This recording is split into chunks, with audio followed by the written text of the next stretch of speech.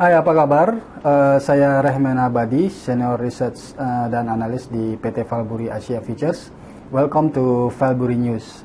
Pada kesempatan hari ini saya akan menyampaikan laporan riset terbaru kami mengenai Forex Market Update menjelang FOMC Meeting di 16 Desember 2015. Ya, pada video sebelumnya pada tanggal 24 November lalu, saya proyeksikan euro dolar waktu itu sedang hadapi tekanan, khususnya menjelang sidang ECB tanggal 3 Desember.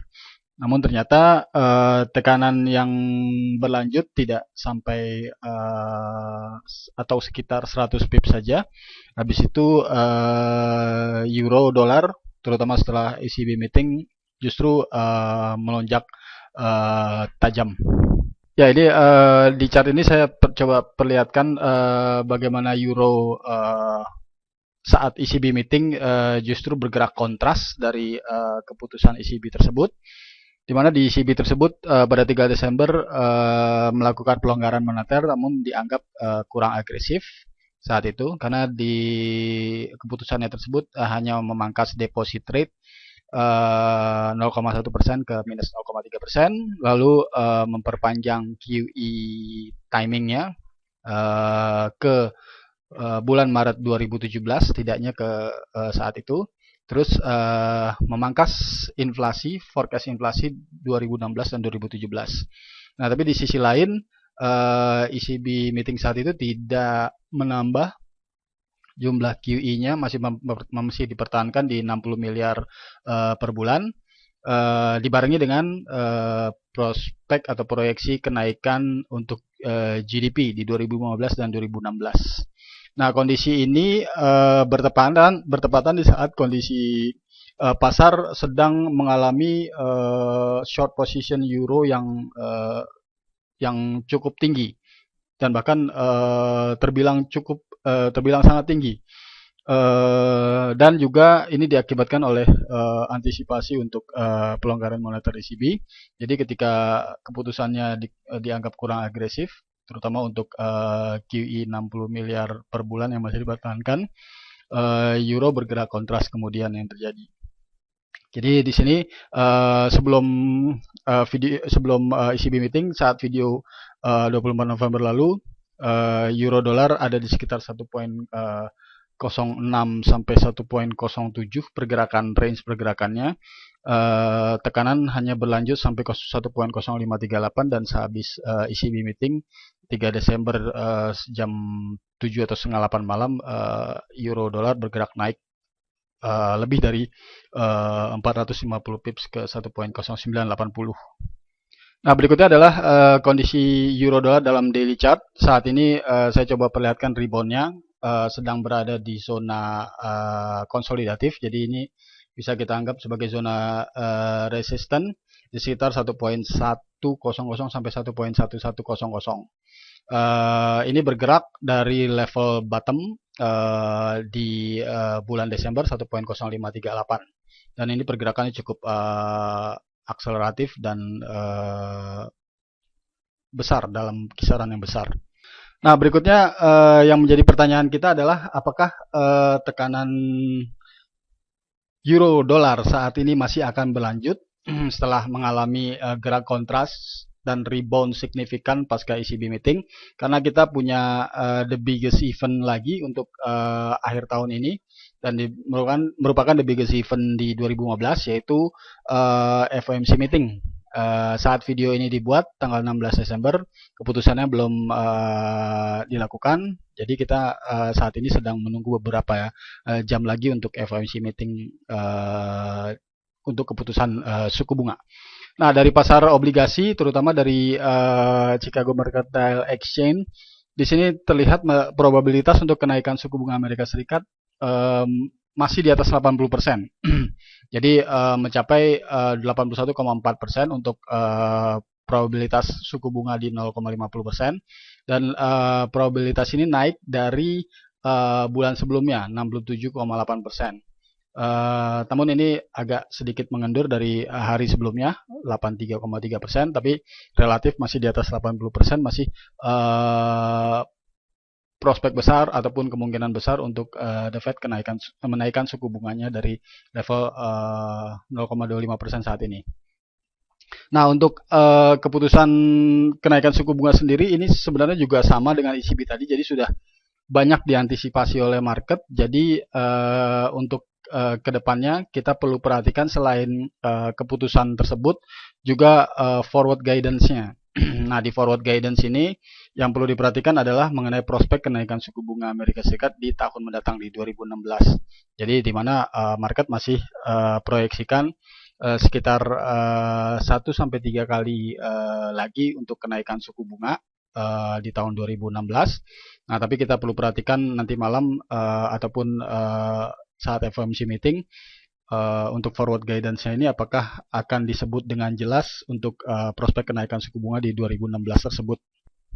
Nah, yang jadi pertanyaan saat ini adalah bahwa FOMC meeting 16 Desember ini apakah akan disertai dengan forward guidance yang dovish. Artinya dovish mungkin lebih menentang untuk prospek kenaikan suku bunga di 2016. Jika ini terjadi, penguatan dolar, kemungkinan dari kenaikan suku bunga Amerika Serikat hanya bersifat jangka pendek. Untuk kedepannya mungkin lebih banyak akan mengalami konsolidasi, jadi koreksi ataupun tekanannya akan lebih dominan. Nah, di bagian ini saya coba perlihatkan inflasi Amerika Serikat yang masih di sekitar 0%.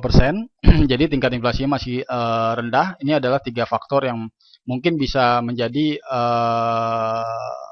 pandangan bahwa forward guidance The Fed itu akan menjadi dovish.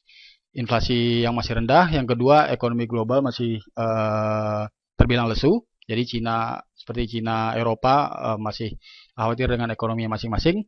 Terus yang ketiga, laju pemulihan ekonomi Amerika Serikat saat ini cenderung masih lamban. Meskipun data-data ekonomi mungkin belakangan ini agak membaik, cuman tidak terlalu signifikan perbaikannya ataupun tidak terlalu akseleratif. Nah, berikutnya saya sampaikan tabel data ekonomi. Ini diambil dari kopi BK Asset Management.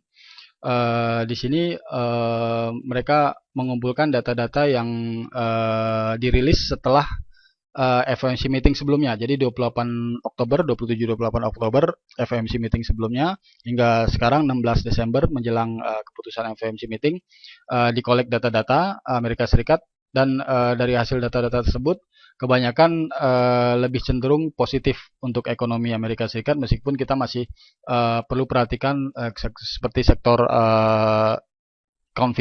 consumer confidence, sentimen consumer, dan juga sektor bisnis seperti ISM, manufaktur dan service. Jadi, tapi secara umum data-data tersebut menunjukkan perbaikan. Jadi kalau memang The Fed atau Janet Yellen berkomentar berdasarkan data, artinya ini mungkin masih bisa membendung dovish guidance. Ya, dari forward guidance dan dari fundamental FOMC meeting tadi dilihat bahwa masih peluangnya masih 50-50 untuk prospek kenaikan suku bunga ke depan. Sementara untuk prospek kenaikan suku bunga saat ini mungkin besar, tapi yang perlu kita perhatikan ke depannya yang masih cenderung beragam. Jadi tetap tunggu untuk forward guidance-nya The Fed di FOMC meeting 16 Desember ini. Nah, sementara di chart, saya kali ini akan membawa daily chart untuk euro. Nah, di sini menarik. Selain karena kita masih melanjutkan topik euro di video sebelumnya, ini juga merupakan bisa menjadi merupakan gambaran untuk gerak dolar ke depannya. Jadi di sini euro dolar dalam daily chart bergerak dalam kondisi flat dari sejak low 10456 dicapai Maret 2015 lalu, cenderung bergerak flat 1.17 dengan level tertingginya. Terus kemudian terjadi tekanan lagi, namun tidak menyentuh bottom, jadi masih di 1.0538. Nah, dari level ini terjadi rebound hingga ke level 1.1, range-nya 1.1 sampai 1.11. Jadi di gerak yang flat ini kita coba untuk menganalisis lebih dalam secara teknikal untuk euro dolar ke depannya berdasarkan mungkin nanti potensi keputusan FOMC meeting dan forward guidance-nya.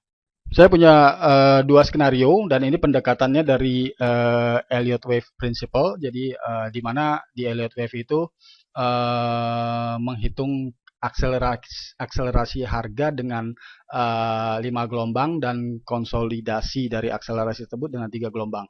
Nah, di sini saya coba yang pertama skenario untuk akselerasi karena di sini geraknya masih flat di areal bottom. Jadi kemungkinan akselerasi tekanan masih coba akan berlanjut. Nah, di sini perlu dari fundamental perlu FOMC meeting yang hawkish, yang tidak dovish dengan potensi kenaikan suku bunga lebih lanjut di 2016. Nah, sementara dari harga yang perlu diperhatikan adalah saat ini dari level 1.1711 euro bergerak sudah mencapai 4 gelombang. Jadi 1, 2, 3, dan 4 yang saat ini sedang berada di gelombang keempat dengan resisten di 1.1 dan 1.11. Jadi ini cukup menarik levelnya untuk perlu diperhatikan. Selama ini efektif, maka skenario akselerasi tekanan ini masih potensial akan terjadi. Nah, berikutnya untuk konfirmasi kita perlu break 1.08 sebagai support. Jadi selama ini bisa ditembus dan bertahan di bawah areal ini, gelombang kelima dari skenario akselerasi tekanan ini akan bekerja dan arahnya ini bisa lebih rendah dari 10538 dan bahkan juga 10456. Jadi sekali lagi saat di level ini resisten perlu diperhatikan 1.1 sampai 1.11. Lalu setelah FOMC perhatikan mungkin jika efektif resistennya perhatikan breakout 108. Berikutnya adalah skenario kedua. Di sini yang merupakan skenario konsolidasi. Jadi konsolidasi kalau di Elliott Wave ada 3 gelombang yang terdiri dari ABC. Tadi akselerasi ada 5 gelombang yang terdiri 1, 2, 3, 4, 5. Nah, dari level ini juga hampir sama. Dari 1.1711 terjadi koreksi A, B, dan sudah menyelesaikan C. Jadi konsolidasinya ataupun tekanannya saat ini sudah selesai. Dan berikutnya adalah konsolidasi akan lebih dominan. Nah, untuk skenario ini yang perlu diperhatikan adalah support 108 ini akan efektif meskipun nanti mungkin akan ada penembusan karena FOMC meeting mungkin bisa jadi support dolar jangka pendek. Tapi waspadai ini false break. Jadi artinya segera kembali lagi ke atas 18. Dan konfirmasi yang perlu diperhatikan adalah break resistant, lebih cenderung break resistant. Jadi yang pertama cenderung tertahan di zona support 108. Yang kedua konfirmasi break out zona resistan 11 dan 1.11. Jadi untuk kondisi ini kita perlu perhatikan euro kemungkinan bisa akan naik sampai posisi gelombang B di sini sekitar range 1.14 dan 1.15. Jadi untuk merangkum kembali, yang pertama keputusan kenaikan suku bunga Amerika Serikat disertai forward guidance yang kuat dan detail, terutama untuk kenaikan suku bunga di tahun 2016, ini akan berikan sentimen positif untuk dolar Amerika Serikat. Dan hal ini akan membuat skenario akselerasi tekanan euro dolar lebih bekerja dibandingkan skenario konsolidasinya. Yang kedua sebaliknya, keputusan kenaikan suku bunga Amerika Serikat disertai dengan forward guidance yang ambigu ataupun tidak pasti untuk kenaikan suku bunga 2016, ini akan berikan sentimen negatif untuk dolar Amerika Serikat. Hal ini akan membuat skenario konsolidasi euro dolar lebih dominan dari skenario akselerasinya. Dan sebagai gambaran untuk forward guidance yang berkembang di pasar jelang keputusan FOMC meeting 16 Desember nanti adalah bahwa kenaikan suku bunga Amerika Serikat 2016 masih akan lanjut sekali atau 3 kali lagi. Nah, ini mungkin akan dilakukan pertama kali sebelum summer, jadi sebelum musim panas di sekitar Juni. Demikian, semoga bermanfaat dan sukses selalu untuk Anda. Sampai jumpa di video komentari berikutnya.